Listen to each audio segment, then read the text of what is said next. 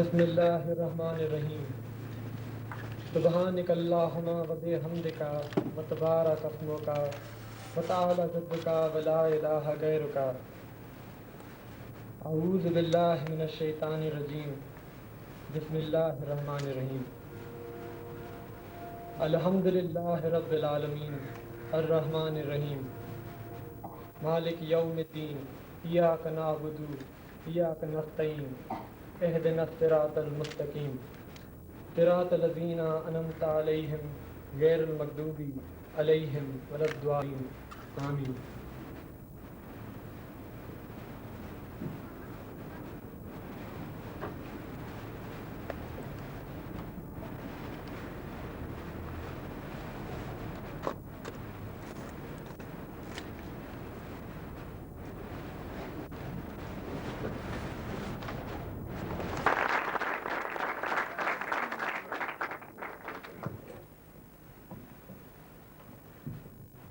Mr. Melrose, members of the board, faculty, parents, family, friends, and seniors, good evening. Graduation doesn't become any more original as the years go by, nor can it be summarized as one big cliche, because for those of us who are part of it, graduation is a very memorable occasion. After all, Mrs. Evans flew all the way from Amman just to be with us tonight. Yes.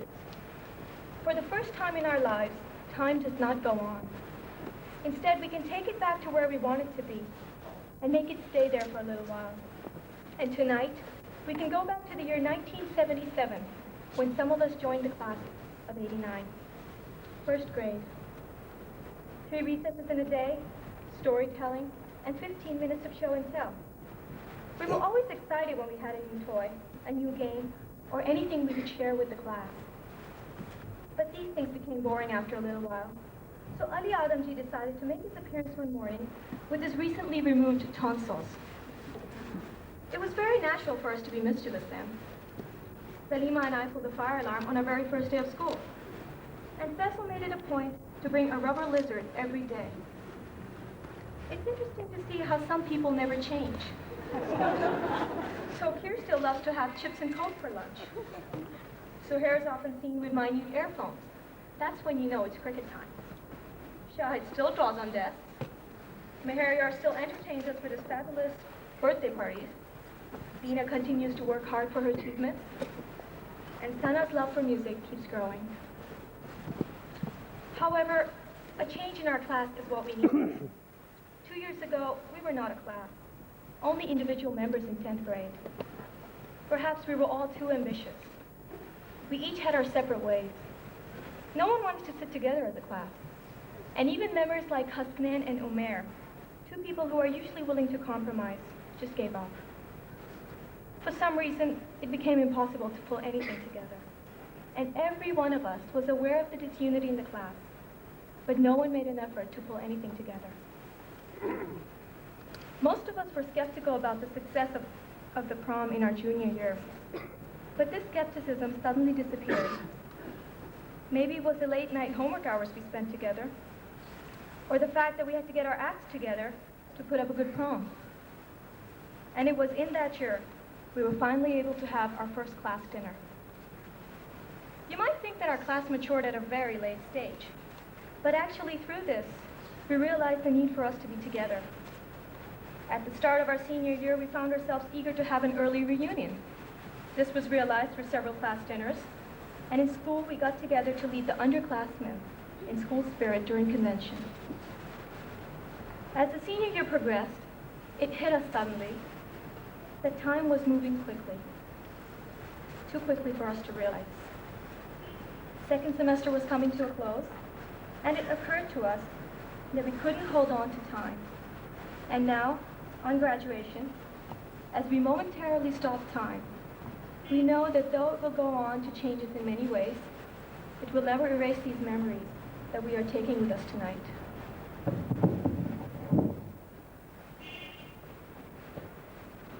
And now we are getting ready to take different paths as of this night. And for some of us, the struggle will be much tougher. I am no one to give you advice, class of '89, for I am as inexperienced as you and perhaps even more. But there is something I would like to caution you against. Something that once I have been cautioned from. Don't ever lose track of yourself. You don't have to be honest to me or to anybody else, but at least be honest to yourself. Thank you. Very well.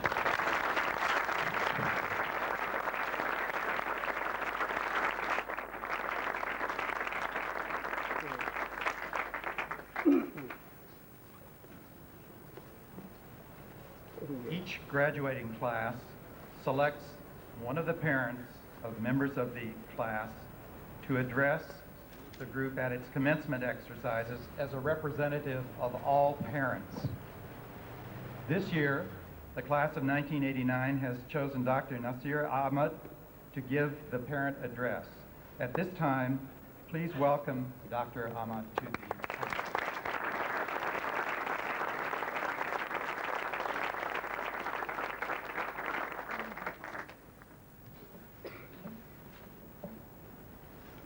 Your Excellency, Mr. Joseph Melrose, U.S. Consul General, Dave Homer, Dr. Cobb, ladies and gentlemen, good evening and assalamu alaikum. There are certain events in our lives which will forever remain enshrined in our minds. For our children here and for all of us parents, today is certainly one of those memorable events.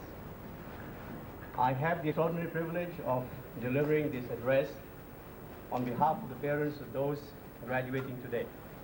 First of all, our congratulations to this bright, brilliant, exciting and lively group of young people who end a chapter of their life here, and most of whom will start a very challenging career in college very soon. Behind every graduate stands a particular person or group of persons who take pride in seeing you today at the zenith of your achievements. This may be your parents or grandparents, your uncles or aunts, your brothers or sisters, your friends or acquaintances. But this is also a proud day for that one special group of men and women who have given so selflessly and with utmost fervor and dedication that we all owe them our deepest and most sincere thanks, the teachers of the Karachi American School.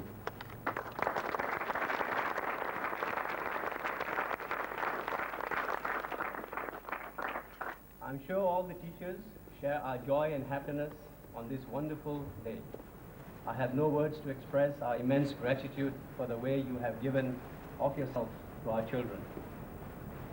It seems only a few short years ago that these were kids who had to be bundled up early every morning and seen off to the elementary schools. Today, seeing them in their full glory, in their caps and gowns, gives me a lump in my throat, and I happen to be an ENT specialist.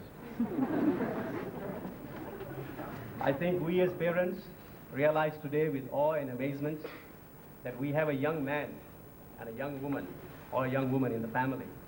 The saddest part of it all is that soon, very soon, we will have to let them go. Knowing that they have received the best possible education will keep our minds at rest and our hearts at peace.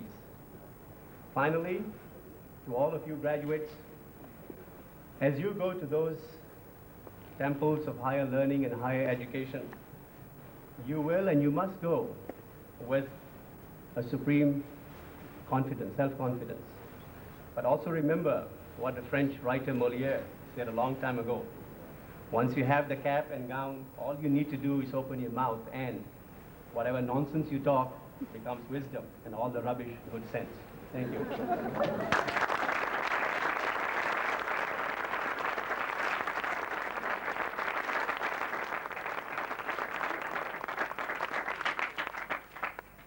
Dr. Ahmad. Just as each graduating class selects a parent to give graduation addresses to them, they also choose one teacher to speak at their commencement exercises. Each year, those of us who work with these young people feel that this particular class is unique and very special. One of the unique decisions this class made for the 1989 commencement address was to have not one faculty member address the group, but two faculty members. So at this time, I would like to welcome to the podium Mrs. Marcia Youngblood and Mrs. Kathy Smith-Carolyn to give the joint faculty address.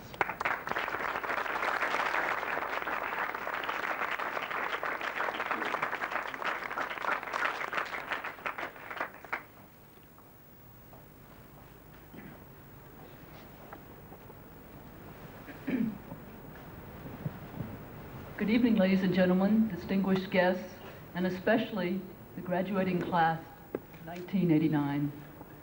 Mrs. Smith-Carolyn and I feel particularly honored that you have chosen us, both of us, as your faculty speakers, because we both feel a real connection and affection for you, and because you're such an unusual and outstanding senior class. It's unusual in itself for you to decide to have both of us speak and not have a runoff vote. But that's only symbolic of the many things that are different about you as a class. Of course, you've been outstanding academically. A glance at the honor roll tells us that. And 30% of your class are members of the National Honor Society.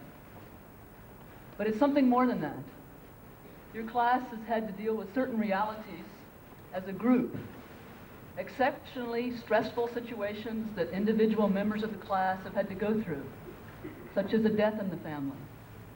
And you have risen to the occasion and offered support in an unusually mature way. They say that people at the top set the tone for the whole organization. And I think you, the seniors, have done just that this year at KS.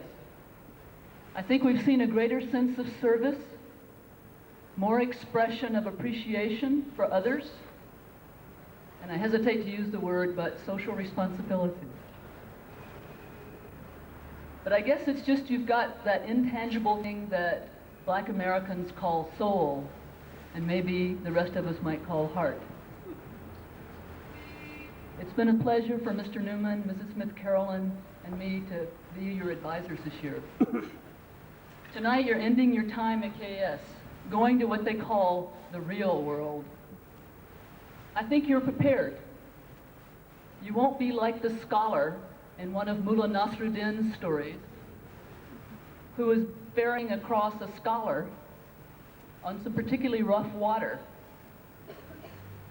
Nasruddin turned to the scholar and said something particularly ungrammatical. The scholar turned to Nasruddin and said, "Have you ever studied grammar?" Nasruddin replied, "No." And the scholar said, "Then half your life has been wasted."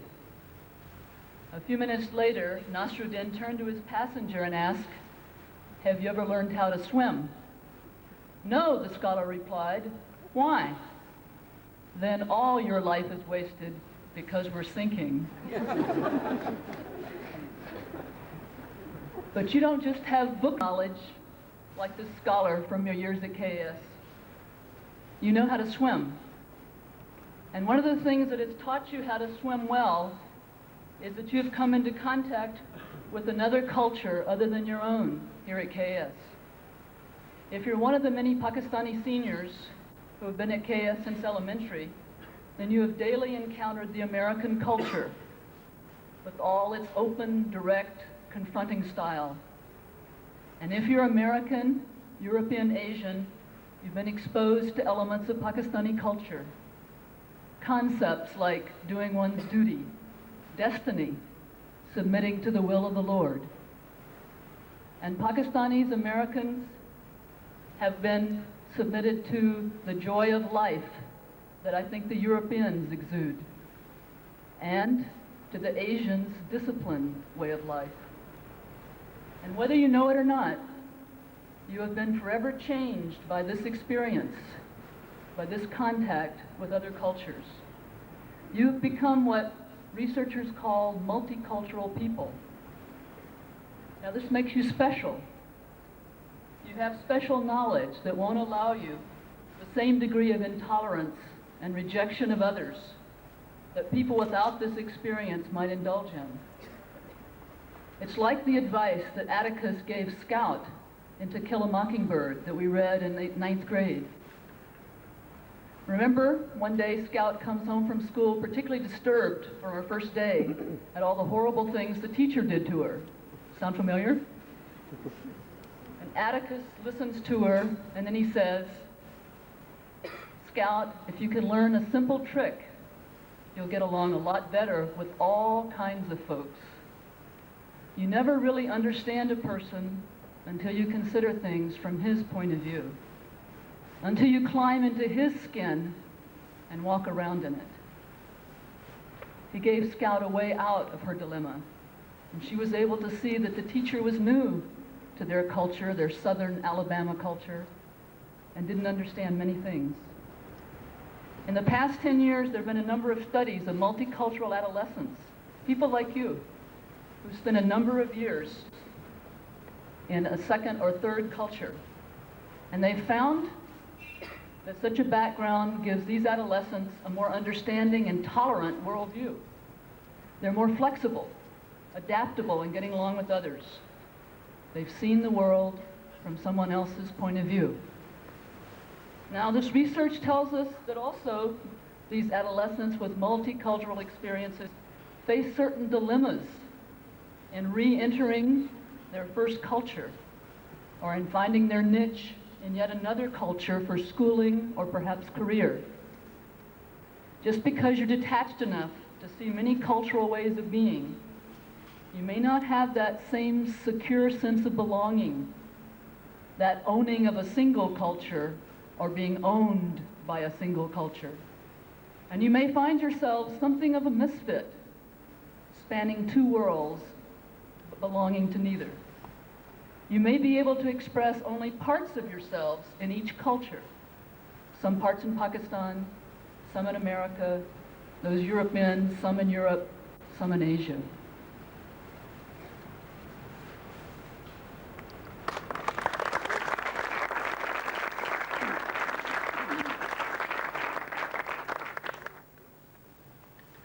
It is so difficult to accept the world as it is. Too often we search for peace by warring on those who are different. Not better, not worse, just different. We fool ourselves into thinking that if everyone thinks the same, then harmony will exist. If only we could convince everyone else that this religion, or that government, or this economy, or that literature, or this school for that matter, is the only, then all would be well. But no, peace does not exist just because all believe the same, think the same, act the same, look the same. Peace does not exist outside of you. Rather, peace can only be found within. Think back to grade 10, seniors, when we read A Separate Peace by John Knowles. It took Gene 15 years to understand that Finney never warred against him, that his enemy was not on the outside, was not what he thought it appeared to be. It took Gene 15 long years to understand that his misconception of his best friend was a misconception of himself. Gene made the tragic error of believing that he was less because he was different. You may experience a degree of culture shock, whether you're re-entering your own culture, Americans, Pakistanis, Europeans, or whether you're going into a different culture for your education, as many of the Pakistanis are in the senior class. Those of you going to America the first time will have to adapt to some of the technological realities there. In one study of these multicultural kids who had grown up overseas, they discovered it took them a whole semester to learn how to use the college laundromat. Sort of like the kids in the Jode family in Grapes of Wrath, who on their journey to seek a new home encounter a flush toilet for the first time. Ruthie and Winfield are fascinated because they think it's a great place to wash their clothes. You can flush away the dirty water and get some fresh water for rinsing. There are a lot of technological realities in America. Culture shock may come in different forms. You may find yourself ridiculed, misunderstood by your peers, because of your accent, your lack of familiarity with current idioms and forms of entertainment, because you've somewhat lost touch with your first culture. People may have difficulty understanding that you've lived in a country with arranged marriages and extended families. You may feel alone, like no one understands or cares about you, your background. If you're staying in Pakistan or returning here after your schooling, you may find your relatives and friends think you too independent because of your experiences apart from them.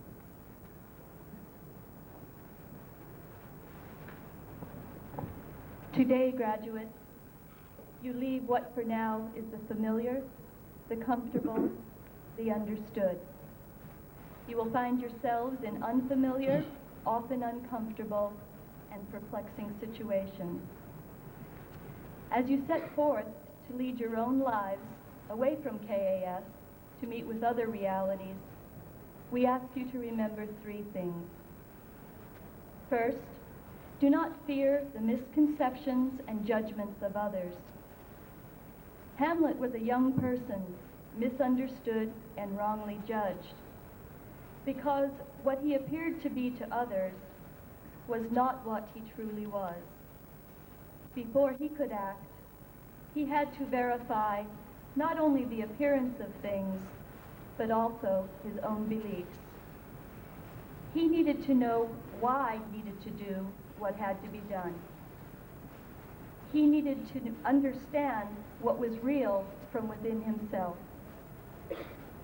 In the words of Montaigne, the famous French essayist, I quote, "There is no one but yourself who knows whether you are cowardly and cruel or loyal and devout. Others do not see you.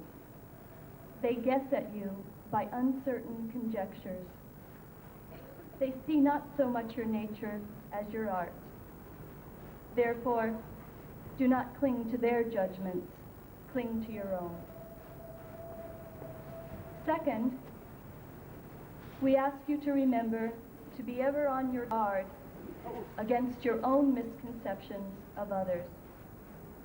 At this time in the program this evening, the Karachi American School, for its first time, is presenting a very special award. As you've noted in the program, we have an award called the Ambassador Arnold Rafel Memorial Award. Here this evening to tell you a little bit about this new award, we are honored to welcome to the podium the Consul General of the United States, Mr. Joseph Melrose.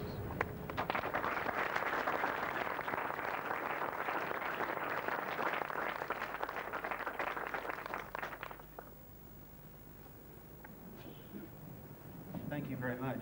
It's a privilege to be here tonight on a day that is so important in the lives of the people on the stage and the people that have lived with them for 18 or 19 years, as the case may be.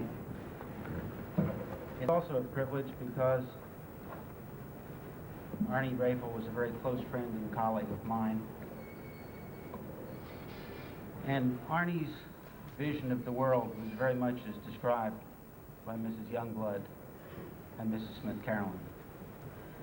The value of social responsibility on both an international, intercultural, and intersocial level is greater than perhaps all the money we put in weapons and a variety of other things. As Dr. Kalb said, this is the first year we've had this award. Its history goes back to perhaps this time last year when Ambassador Rafel spoke at this very occasion. That was his last trip to Karachi. His connection with Pakistan also began in Karachi when he studied Urdu here. Between the two, he spent a number of years in Pakistan and working on the American-Pakistan relationship. When the ambassador died so suddenly, a number of people, both Pakistani and American, expressed to me a desire to do something here in his memory. And what seemed to be the most logical thing was an award to students of this school who demonstrated the social responsibility, commitment to fairness, justice, equality, and all those other kinds of things which make up social responsibility. The award was started with endowments from a number of businesses in Karachi and some personal friends. The criteria for the award were demonstrated positive contacts with students of all nationalities, demonstrated understanding of nationalities other than their own, involvement in both school activities and community projects and service, commitment to the ultimate school goal of social responsibility, and had demonstrated respect for both themselves and others. The nomination process we chose was also somewhat different, in that we asked students and teachers to nominate students from a variety of grades. The nominations were reviewed by a committee made up of members of the school board, school administration, and faculty members at large. The board this year chose 3 recipients, 2 of which I have presented awards to in the past 2 days. Munib Ahmed in the 6th grade and Arden Ewan in the 10th. The committee also recognized in reviewing the nominations, that a number of other students had performed in such a way as to merit recognition. And for those 5 students, decided to present certificates of honorable mention, not merely close the chapter of the book, but open a new one. And in the words of John Adams, that we work that our children may have a better world. The award consists of, for the recipient, a cash award and a certificate. Unfortunately, we were having special certificates made which did not arrive in time. So what you're getting is an interim certificate, and we will mail you the other one when it comes.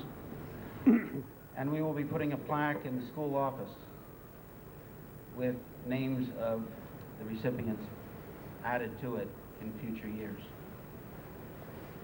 With that, let me move on to the recipients of the honorable mention.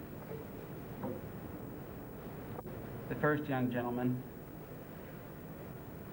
was nominated for his service to his class, serving as class president, his academic success, his involvement in student council, his participation in a variety of activities, including sports, drama, music,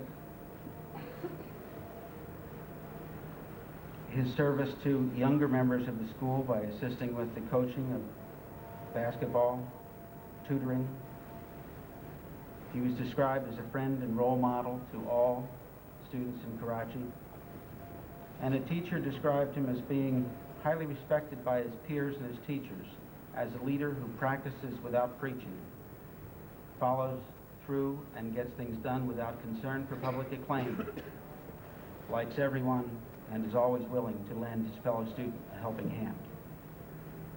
Could you please join me in congratulating Omer Habib?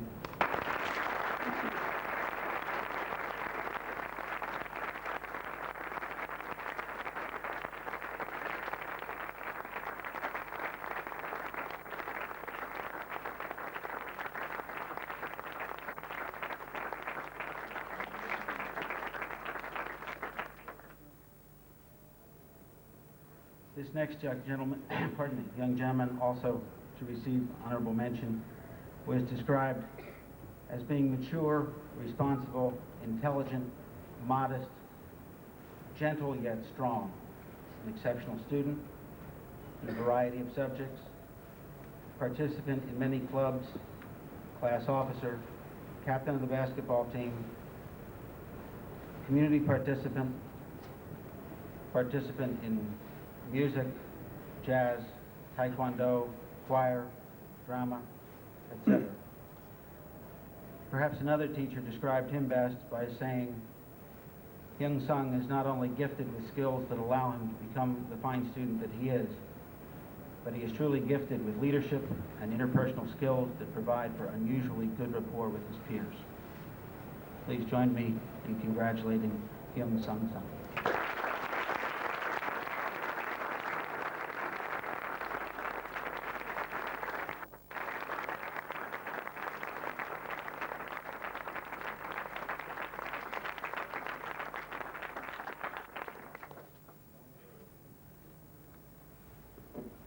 And last but not least,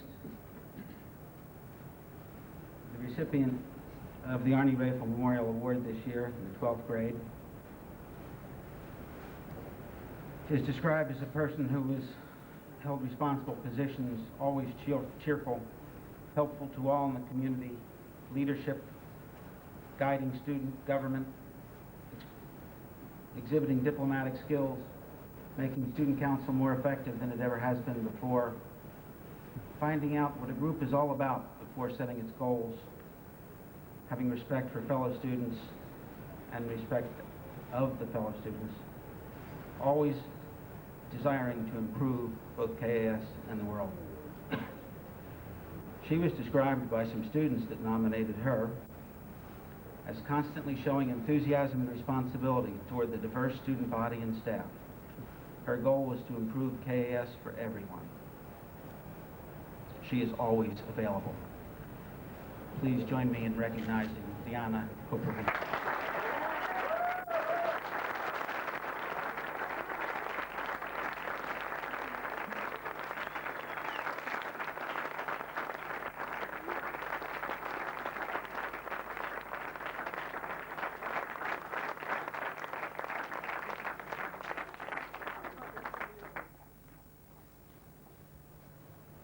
Congratulations to the three of you.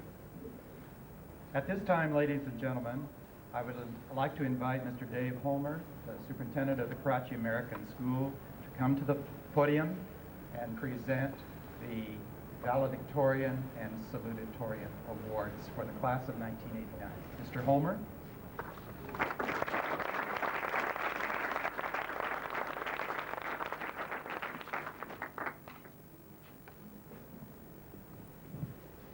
Good evening. It's always a pleasure to acknowledge scholarship, and it's always a pleasure to have the opportunity to join with the rest of you in celebrating a tremendous accomplishment in a young person's life. In presenting the salutatorian and valedictorian award, we are recognizing the student in the senior class who over the course of 4 years have set high yet reasonable goals and attained those goals academically. In Karachi American School, our academic standard is based on a grading scale of 4.0. With the addition of advanced placement courses, it's actually possible to score above a 4.0 for a grade point average over 4 years. The two students that will receive this award tonight have either scored 4.0 or above.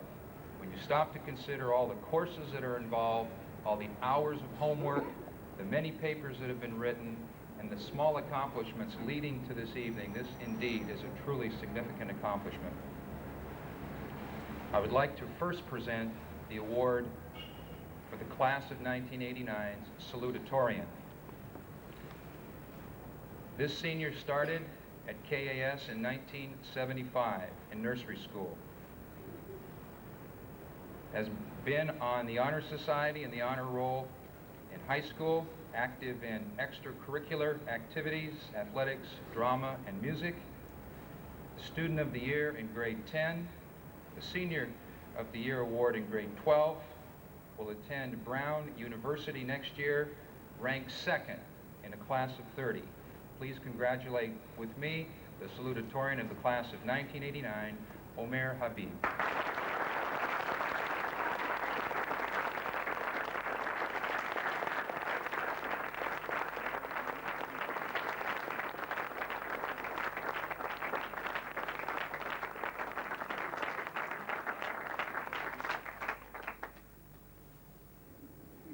most people would be very satisfied to have a grade point average of 4.0, as Omer has. The valedictorian of the class of 1989 has a grade point average of 4.104, a very significant accomplishment in and of itself. This is the highest academic award that we can present to a graduating class senior. This student began at KAS in 1978 in kindergarten, was accelerated from grade 1 to grade 3, and has attended KAS for the remaining years. On the honor roll throughout high school, active in extracurricular activities, athletics, music, special talent in music, both as a performing artist and as a composer. Will attend Wellesley College next year, ranking #1 in a class of 30. Please congratulate with me the valedictorian of the class of 1989, Bina Shah.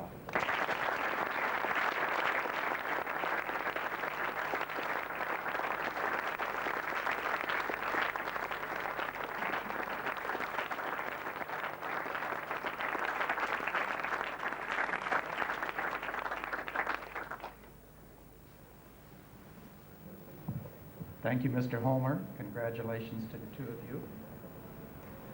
Before we move into the major feature of the evening, we've had some very impressive previews up to this point. I'd like to thank very much those who have made these presentations.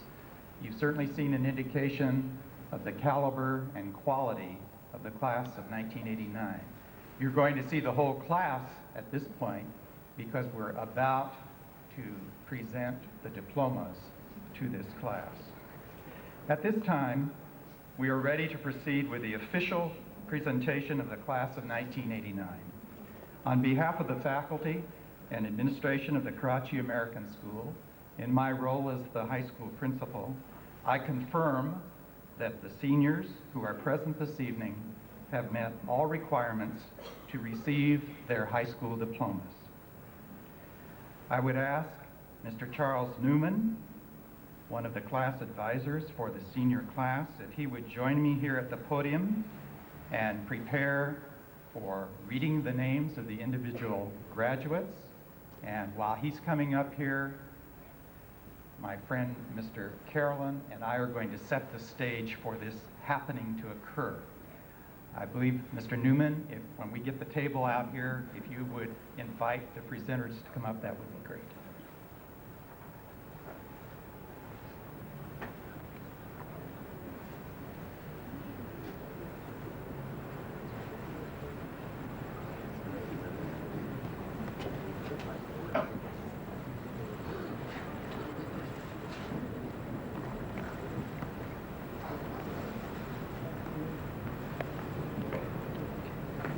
We'd like to invite Mr. Homer, Mr. Melrose, and Mr. Raver to come forward and to present the diplomas to the graduates.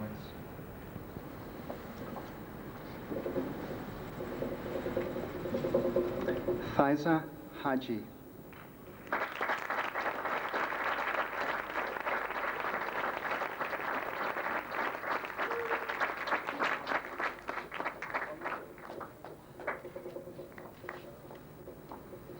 Tasneem Premji.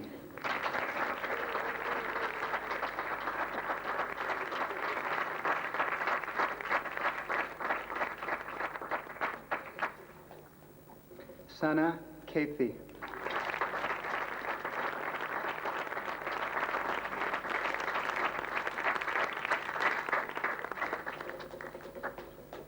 Sakina Al-Karimi.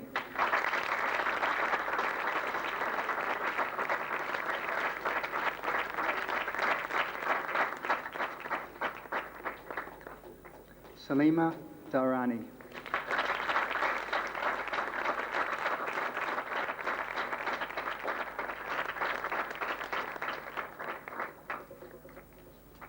Kathleen Elizabeth Preston.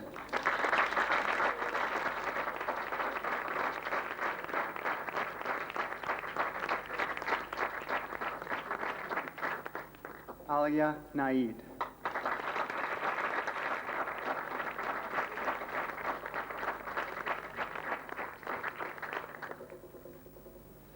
Besma Munir.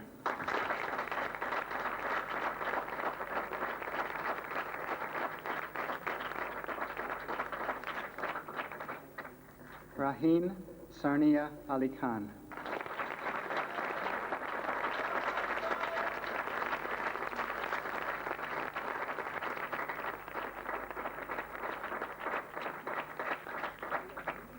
Susanna Smayman.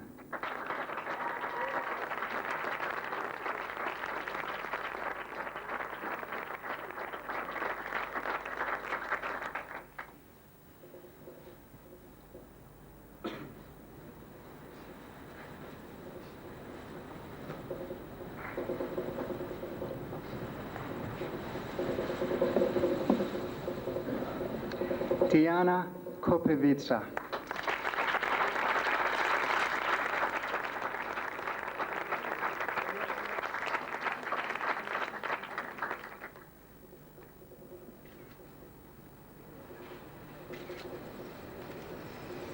Asma Khan.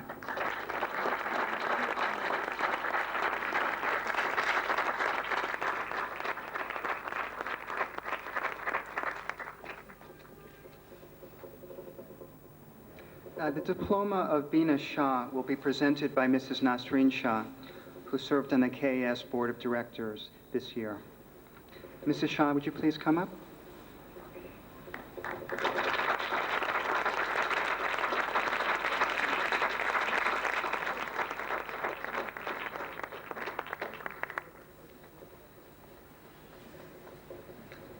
Bina Shah.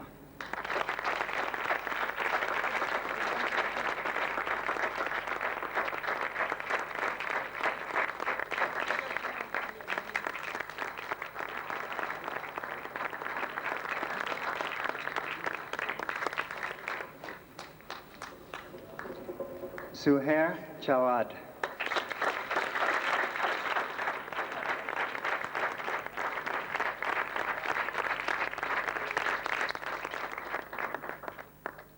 The diploma of Sean Ketchmer will be presented by Mr. George Ketchmer, who also served in the KAS Board of Directors during the past year. Mr. Ketchmer.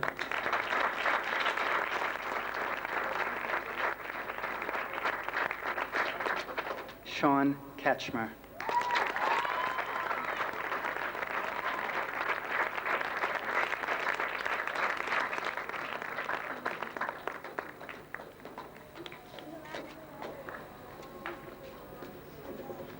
Faisal Chatoy.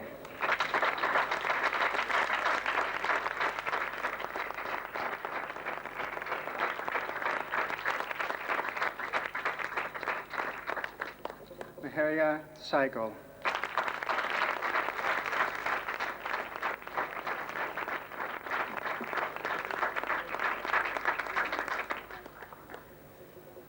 Nadir Ahmed.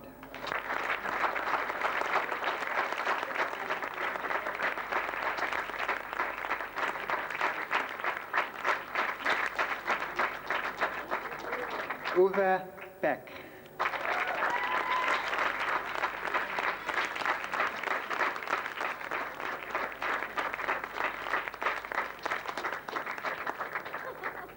Shehryar Ahmad.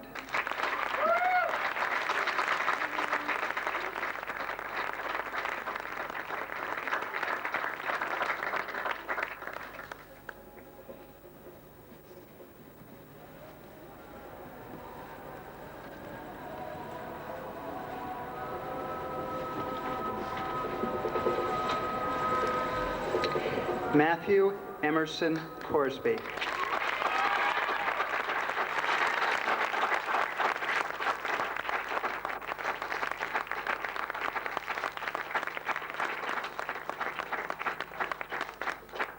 Shahid Mahmood.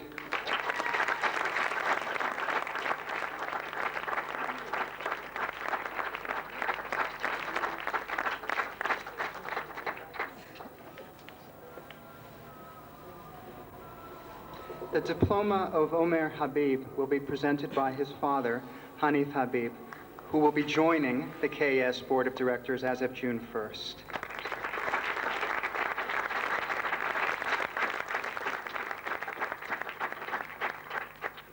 Omer Habib.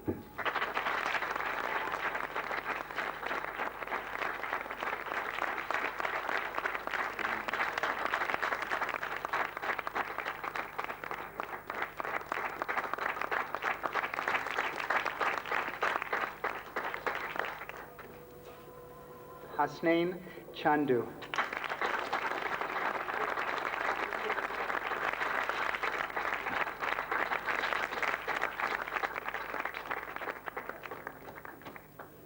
Ali Adamji.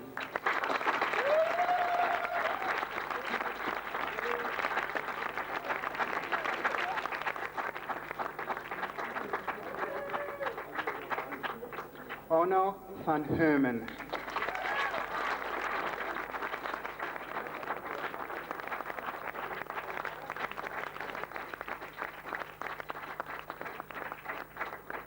Hyung-Seung.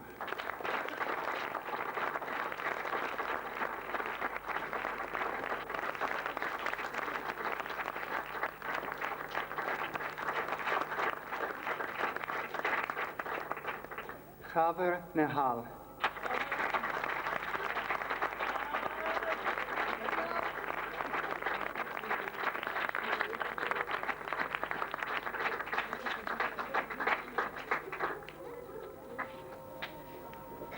Tokir Nawaz.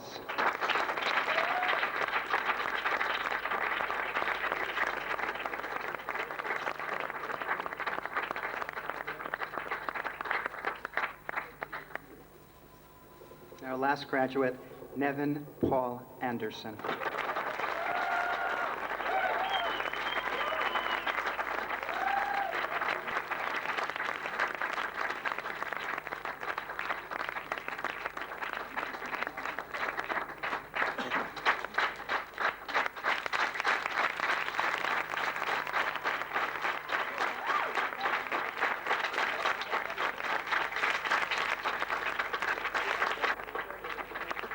I would like to thank the presenters of these diplomas, Mr. Melrose, Mr. Homer, and Mr. Raver. Thank you.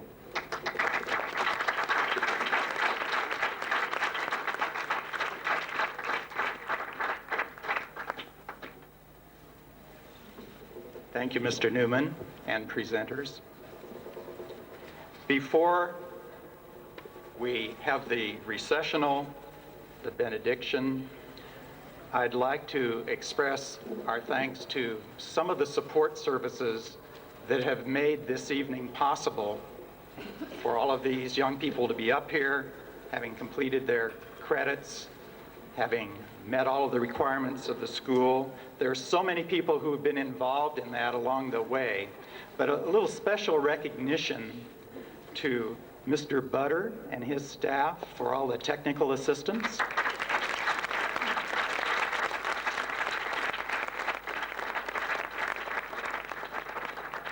The group of musicians over on your left.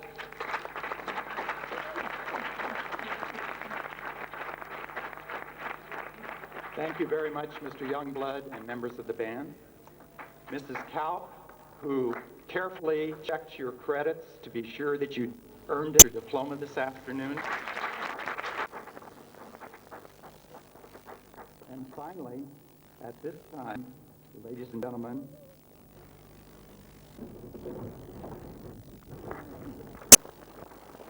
IPU, the class of 1989.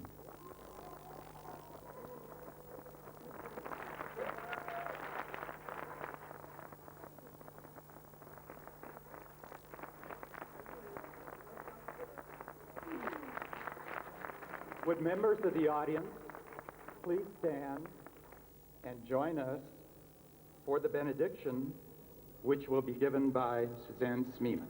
Suzanne?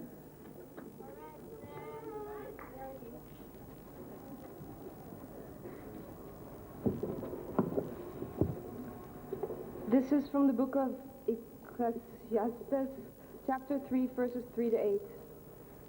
To everything there is a season, and a time for every purpose under the heavens. A time to weep, and a time to laugh. A time to mourn, and a time to dance. A time to love, and a time to hate. a time to be born, and a time to die. There is also a time to begin and a time to move on, and we will not forget the times and friends that God has given us.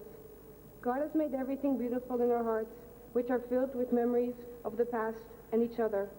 We know that the times we have had here shall be forever. Nothing can be added to them, nor anything taken from them. The works of the Lord are great. His work is honorable and glorious. He has made this wonderful world of ours memorable. For he has given us family, friends, and a past on which to reflect and rejoice. The Lord is gracious and full of compassion. I will remember you all. Amen. Please remain standing for the recessional. The administration and the staff would invite you to join us in a reception in honor of the graduates in the pool area immediately following the ceremony. Thank you again for sharing this most important evening with us.